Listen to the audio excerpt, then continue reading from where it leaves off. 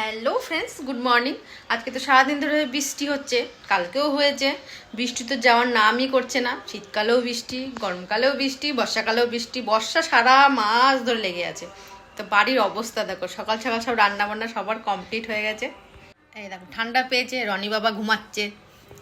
কি করবে বলো, বাইরে বৃষ্টি হচ্ছে, যেতে পারছে না। চলো ঠামু কি করছে দেখে। রান্না বান্না সব কমপ্লিট করে, রান্নাঘর পরিষ্কার করে এবার ঠামুও শুয়ে আছে। কি করবে বর্ষার মধ্যে।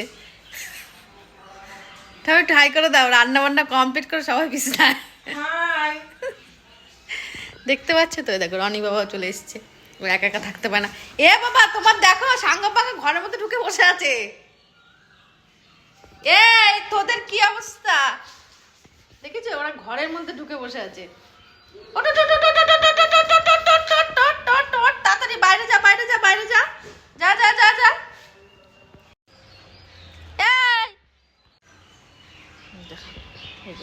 এখানে বসে থাক, ঘরে ঢুকতে নেই।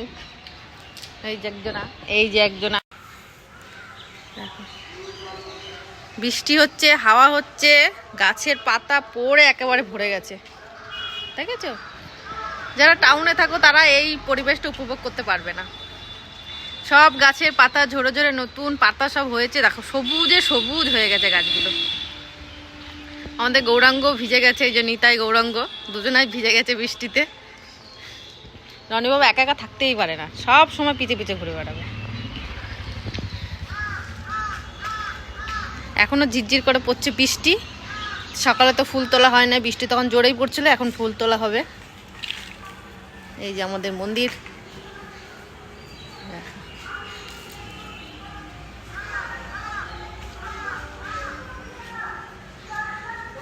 দেখো বাইরে হচ্ছে বৃষ্টি, আর এখানে হবে এখন পটল ভাজা আর বড়া ভাজা, ডালের বড়া ভাজা।